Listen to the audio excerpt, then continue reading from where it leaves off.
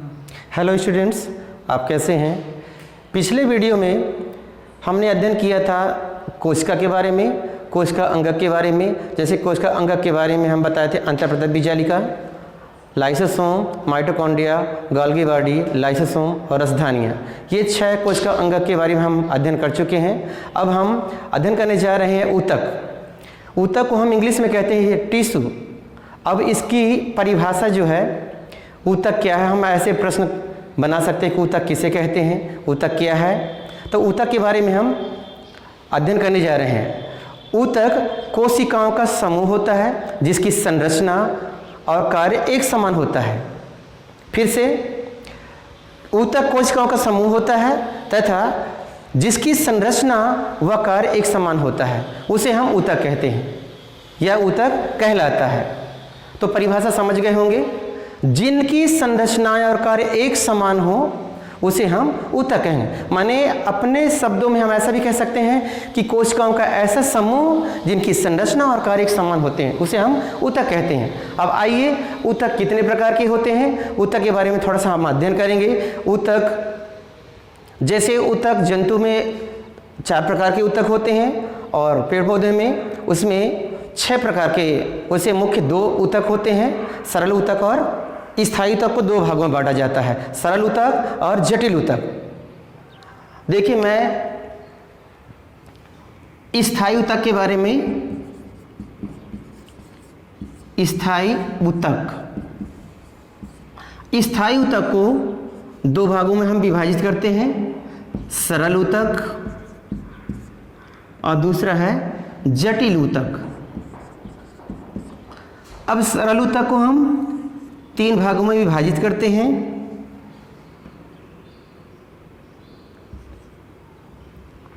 Parenchyma,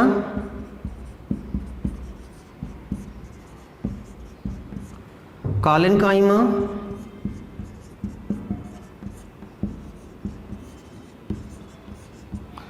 sclerenchyma.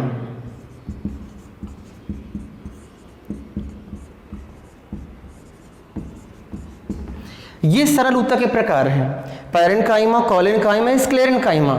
जटिल ऊतक ये 2 प्रकार के होते हैं, जाइलम, फ्लोएम।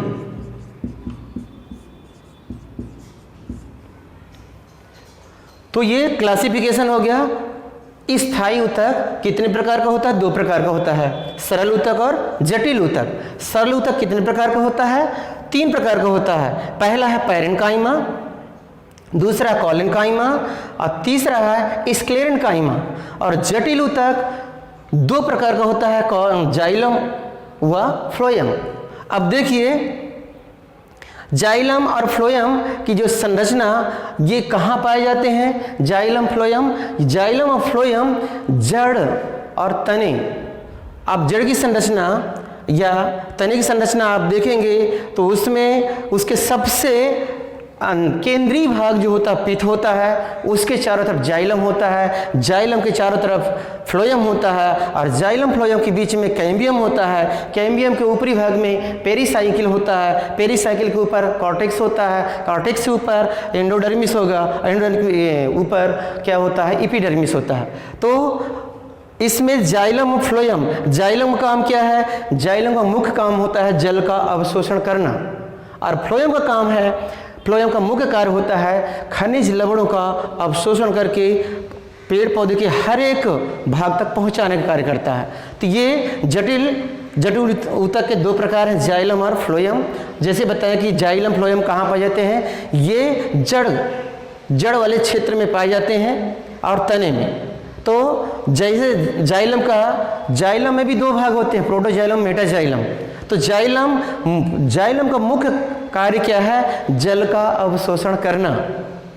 अब देखिए, सरल ऊतक में ये 3 भाग हैं, पैरेन्काइमा, कॉलेन्काइमा और स्क्लेरेन्काइमा।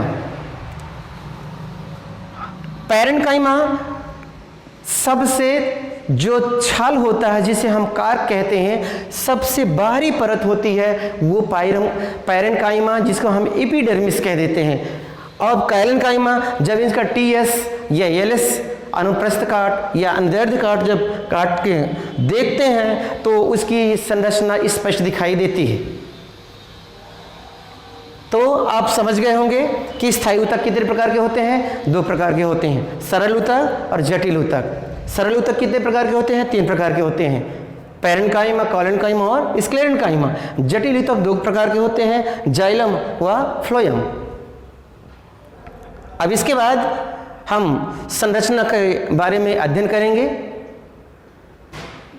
हेलो स्टूडेंट्स, जैसे अभी हम बताएं कि ऊतक की परिभाषा और पादप ऊतक में स्थायी ऊतक के बारे में अभी हम आपने वर्गीकरण बताया कि पादप ऊतक में जो स्थायी ऊतक होता है वो 2 प्रकार का होता है, सरल ऊतक और जटिल ऊतक।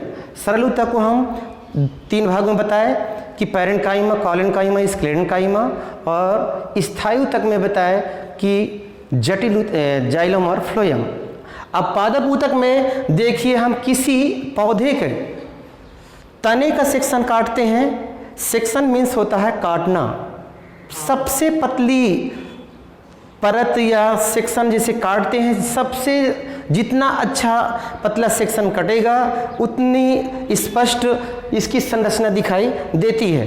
देखिए, जैसे किसी तने का हम एलएस है या टीएस काटते हैं। एलएस का मतलब होता है लॉन्गिट्यूडनल सेक्शन, अनुदैर्ध्य काट, और जिसे हम सीधे खड़ी काट बोलते हैं या लंबवत काट बोलते हैं। और यदि हम टीएस काटते हैं किसी तने का या जड़ का, यदि टीएस काटते हैं, ट्रांसवर्स सेक्शन करते हैं, उसको कहते हैं अनुप्रस्थ काट। जैसे हम उदाहरण के लिए, ये तना हो गया, ये हो गया टीएस, ट्रांसवर्स सेक्शन, अनुप्रस्थ काट। हम खीरे या ककड़ी को जैसे हम ऐसे से काटते, चिप्स काटते हैं, वो टीएस कहलाता है, ट्रांसवर्स सेक्शन, अनुप्रस्थ काट। और यदि हम सीधे खड़ी काट, ये सीधा सीधा हम काटते हैं, बीचों बीच काटते हैं, तो उसे हम कहते हैं एलएस, लॉन्गिट्यूडनल सेक्शन, अनुदैर्ध्य काट या खड़ी काट, लंबवत काट। ये हो गया एलएस। तो सेक्शन हम 3 प्रकार से काट सकते हैं। टीएस काट सकते हैं, ट्रांसवर्स सेक्शन, खड़ी काट, लॉन्गिट्यूडनल सेक्शन, और एक तिर्यक काट होता है जिसे हम वर्टिकल सेक्शन कहते हैं, वीएस।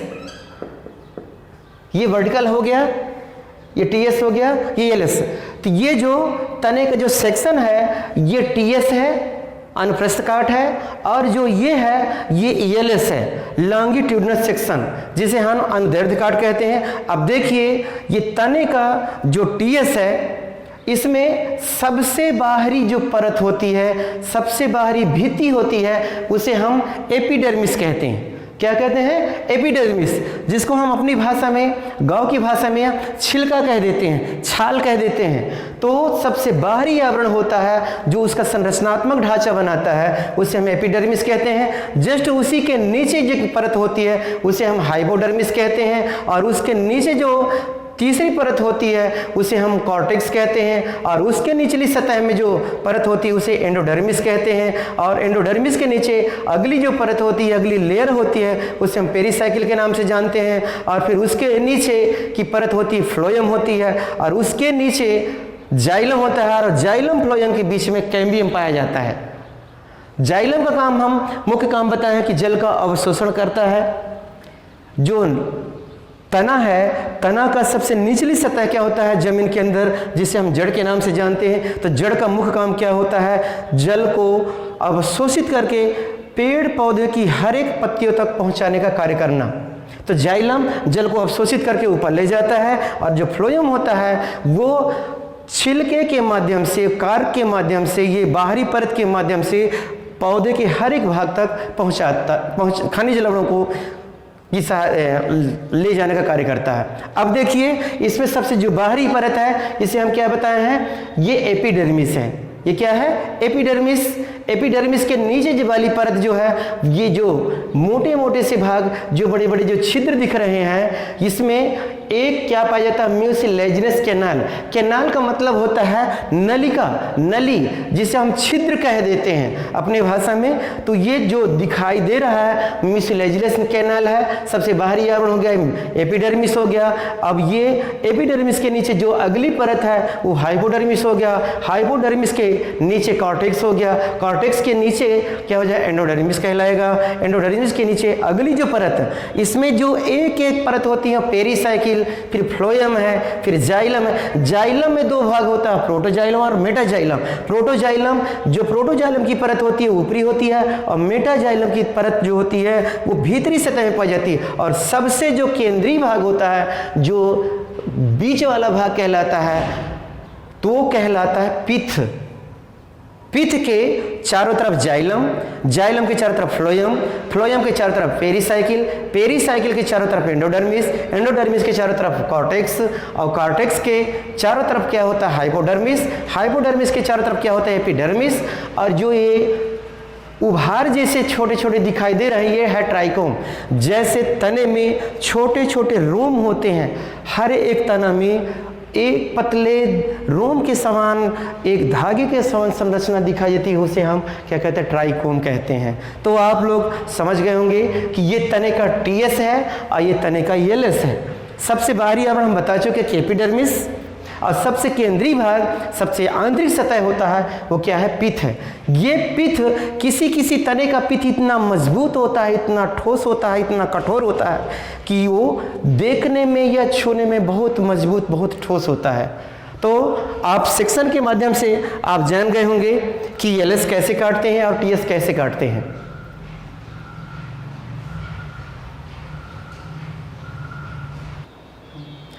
हेलो स्टूडेंट्स, आज हम ऊतक की परिभाषा के बारे में अध्ययन किए कि ऊतक क्या है, किसे कहते हैं। ऊतक की परिभाषा बता चुके, और इसके बाद हम स्थायी ऊतक के हम वर्गीकरण भी बता चुके हैं कि स्थायी ऊतक में हम दो भाग बताए थे, सरल ऊतक और जटिल ऊतक। सरल ऊतक को हम तीन प्रकार से बताए कि पैरेन्काइमा, कोलेन्काइमा, स्क्लेरेन्काइमा, और जटिल ऊतक में बताए हैं जाइलम और फ्लोएम। अब हम तने का जो सेक्शन के बारे में बताए हैं कि ये टीएस है और ये एलएस है। अब हम अगले वीडियो में हम रंध्र के कार्य बता देंगे और जंतु ऊतक के बारे में अध्ययन करेंगे।